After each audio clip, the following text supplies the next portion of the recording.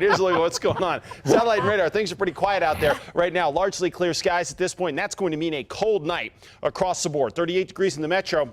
Winds out of the north at 8, but that's an improvement over where we've been. Pretty windy day across the board today. Now those winds are coming down, 20s and 30s off to the north, down to the south, 30s and 40s. And we are going to have a cold night tonight thanks to dry air overhead, pretty cold air in place in the wake of that system that went to our north. And given that we've got those clear skies, any heat that we did get going throughout the day today is escaping out of the atmosphere, so we'll see the temperatures drop significantly out there for tonight. Here's a look at tomorrow morning's overnight lows in the Albuquerque metro area, and they're definitely cold, mid to low 20s across the board, including 25 at the Sunport, 21 down in the valley, and 25 in Rio Rancho. If you go up to the northern mountains, the good news in all of this is for a lot of the resorts, they can make some snow over the next couple of nights. Single digits, Angel Fire and Eagle Nest, 10 in Taos, Chama at 10 and 20 out in Los Alamos. But a westerly flow is starting to take over weather-wise here. And why is that important? Because when we end up with those westerly flows, our temperatures tend to go up. We're going to have more dry air in place. So look for a mild day tomorrow,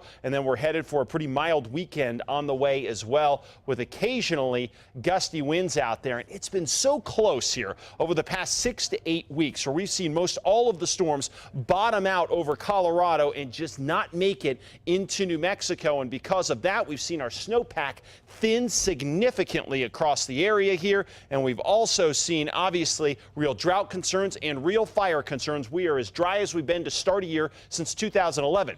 Might not sound like that big a deal, but remember, in 2011, we were in a wicked La Nina, so this is not the kind of start we want to see. Unseasonably warm temperatures continue, and obviously that fire danger is going to be a huge concern. As far as the winds go, they will be a factor along the east slopes of the northern mountains for tomorrow, gusts up to 40 miles an hour, so be prepared for that. The good news in all this is by Saturday, the winds come down a bit, shouldn't be a huge deal across any portion of the state, maybe just a little breezy over the high peaks. Let's go region by region. 40s around southern Colorado, partly to mostly sunny skies. You guys look pretty good until we get into the middle of next week when you get a shot at another storm. Northwest, pretty quiet here, 40s and 50s.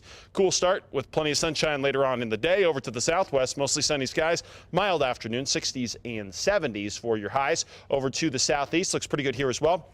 60s and 70s, cool in the morning, and then a lot of sunshine by the afternoon. Up to the northeast, windy conditions here again, especially along the east slopes and the I-25 corridor. Could see some of those gusty winds as well. Mountains, again, easterly exposure will mean some gusty winds out there up to around 40 miles an hour. Temperatures warming nicely, though. 54 Cedar Crest tomorrow. Same deal in Estancia, 56 in Mountain Air. Find them right here in the metro. We'll start it off in the 20s and some teens, and then warming up into the high 50s by later on in the day. Extended forecast, we get into the 60s over the weekend and then high 60s by Monday. No major storms on the horizon, but things could get more interesting by next Thursday. If you want to talk more on Twitter at KRQE Mark.